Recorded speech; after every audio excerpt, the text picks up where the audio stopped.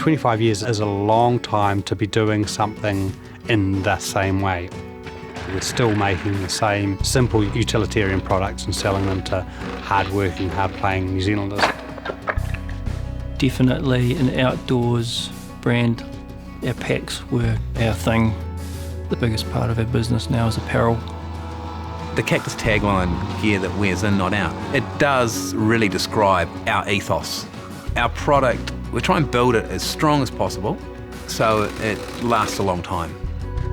It's always held its ethical line, and I think that people really appreciate that. We get so much satisfaction out of making real good product and making people happy.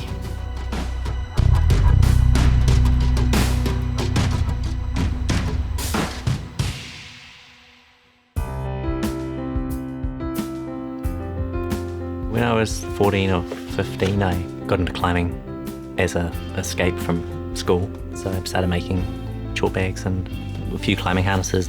My mum was a fabric artist, so sewing was in our family. That went pretty well. I sold quite a few chalk bags around New Zealand and into Australia. You couldn't get a lot of that stuff at the time. There was a bit of imported stuff and it was quite expensive because it came from England or America. I knew Gwilym through climbing. There was a climbing community, and then there was definitely a mountain biking community as well. You know, mountain biking was really just kind of in its infancy at that stage. So there was a lot of that kind of activity happening around it. The climbing community was pretty tight. There were probably only 30 or 40 rock climbers in Wellington. In our age group, there was fewer. Cactus really came about when it moved into a building in Lambton Quay.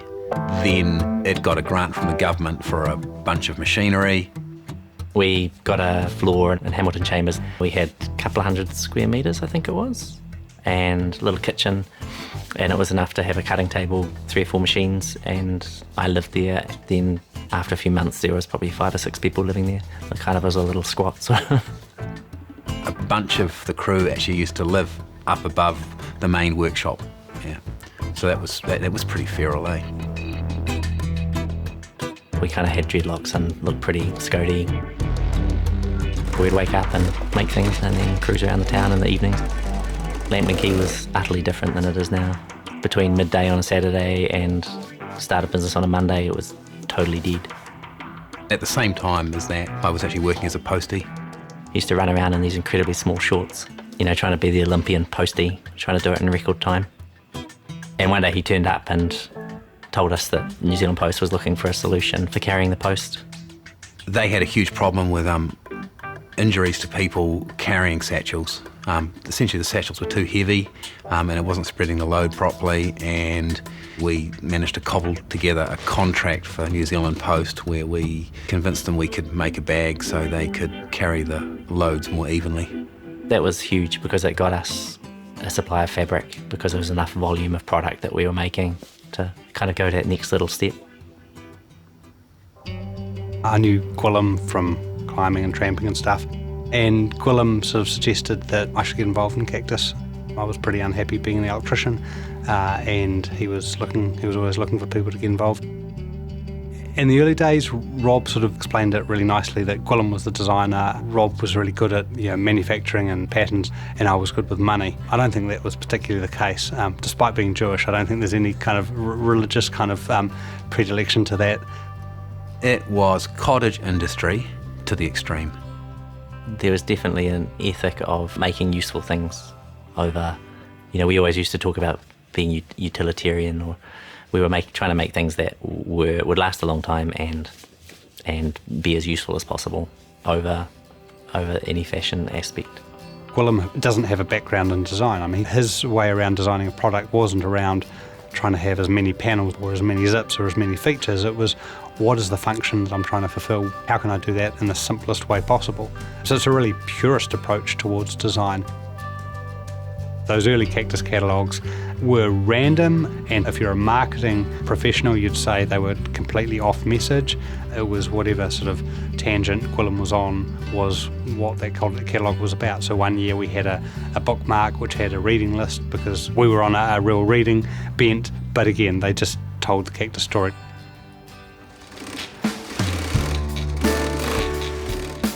I I think we knew that we wanted to be a bit bigger, and I had always wanted to go and live in the South Island.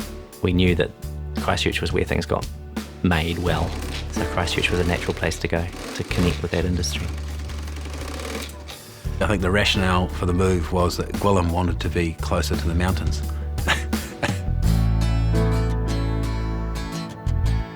Cactus was always about giving, Rob and Gwilym and I the ability to do what we wanted to do and to make the gear that we wanted to use for the different pursuits that we were into.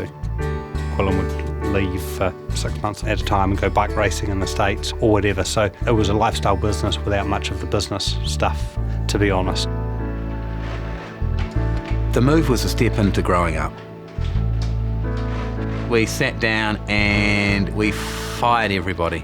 So we fired Gwilym, we fired Ben, we fired me, and then we looked at changing the structure of Cactus. I had probably the excitement to start something, but I didn't have the professional skill to carry it through into a sizable business. So once we kind of admitted that and I moved out of it, I think that opened up for Daryl and people to move it forward. The things they made were different, they were unique, it just appealed to me. It's just like, man, my friends are making cool shit, I want to, be part of that. That started the journey of the total Cactus fan. The fact that I'm not involved day to day anymore and Gwilym's not involved day to day anymore and the business is doing much better now than when we were involved is probably an indication that us firing ourselves was probably the best thing.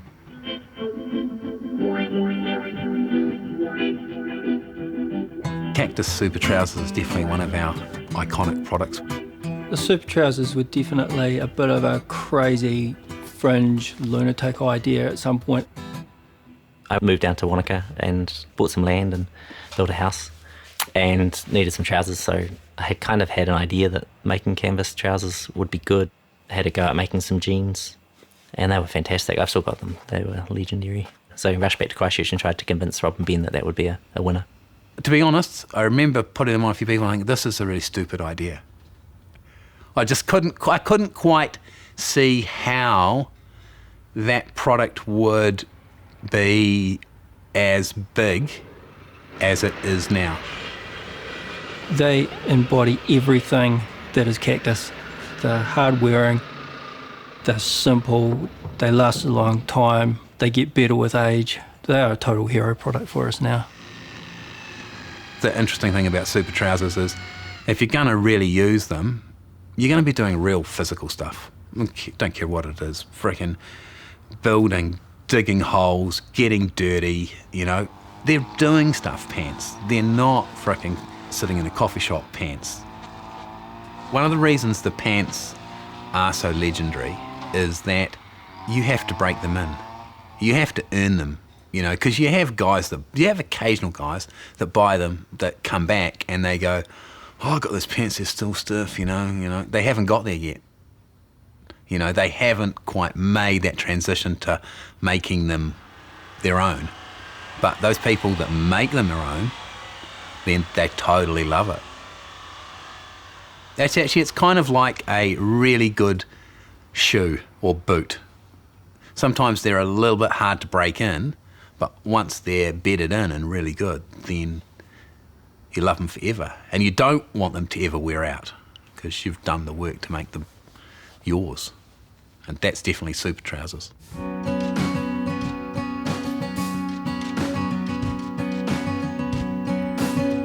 In terms of our marketing, word of mouth was God. Our brand's 25 years old, but its value is in its word of mouth. Trying to sell canvas pants to somebody who doesn't know anything about it and hasn't had that recommendation from a friend is next to impossible. There's only one way to sell canvas pants, and that's to rely on the good feedback and the recommendation of their mates. I think it's actually our customers that set us apart. If we make something crappy, we will know about it very, very quickly. We talk a lot about building gear that wears in, not out. We talk a lot about not having superfluous, extraneous features, and so our products are more simple than other products out there. The main thing that differentiates us from other people is quality. And I don't know why it's so hard for people to make quality product. It's not rocket science. You just use good fabric, good thread, good components, make it on good machines with good stuff. There's definitely an appreciation more and more for things that last. You'll have the farmer that's had the same pair of trousers for 10 years and can't wear them out whatever they do, or the landscape gardener who's got the jacket that every winter gets worn. And so it's amazing that passion people have for our products. If you go and look at big mainstream brands, everything, they might have a different label on it, but essentially they all running through the same factories with the same techniques, and they kind of look a bit all the same. The product in the shops went from being 90% New Zealand made to 90% Asian made, I'd say. There was a rapid shift. And it always felt to me like anybody who moved their production offshore, it quickly became a homogenised product. It was very hard to tell it apart from anything else that was being made. Our stuff doesn't look like those, and it doesn't feel like those. And that's a big difference. And it's great to be able to tell people that we actually do sew stuff here in New Zealand. So what I really love is that people can come here, come into the shop and can look through the window and go and chat to the machinist if they need a hemming done on their jeans or whatever. It's kind of like the workwear equivalent of the farmer's market. You can actually talk to the people that work your gear. What we are is the sum of all of our employees and all of our staff, and everyone's got their little input in there in some way, shape or form. I mean, I'm super proud of the fact that there's 50 or 60 people that have jobs making really important and really high quality products here in New Zealand. We're keeping families fed, and all of those people, our machinists have been with Cactus for pretty significant amounts of time. People like to know where their stuff's made and how it's made, and ideally what it's made from, and that's something that we can show people directly, and there's very few companies that can do that. So much of who we are now is from all the little things we've done along the way, all of the people we've talked to, all of the customers we've had, all of the suppliers we've worked with. All of those have shaped who we are now. I think people really like it when you hold the line. I think Cactus has always held its ethical line. I like that people actually use our product and enjoy it and use it hard and wreck it and are happy that they've got a really good lifetime out of it. A lot of people come to me and say that they really appreciate the fact they can buy what they bought 5 years ago, and at a time when it's very hard, if you've had a good pair of shoes, to go and buy another pair of the same pair of shoes. So I think Cactus kind of just has that continuity. We had no desire really to make money or to build a business. It was more make some stuff, get it out the door and get some appreciation for it, and maybe put enough money together and make some gear so that we could go off and have some adventures. In our industry, doing what we do, 25 years is a really, really long time, and to still be on our 2 feet after that long, and still, most importantly, have held on to our morals over that time is super cool. We're not a made-up brand. People say Cactus is really good stuff. That's because they've had it and it is really good stuff. We've just not made up a slogan, this is really good stuff. Somebody has actually validated it's really good stuff. There's so much satisfaction out of making real good product and making people happy. Have those people come back saying, I've had this thing for 2, 3, 4, 5, 10, 15, 20 years. It's just like, we did that. Like the fact that it exists when it really shouldn't. We didn't have the skills or the money to make it work, but somehow it thrived. I mean, it is pretty much like a cactus in that cactuses, they thrive in hard conditions.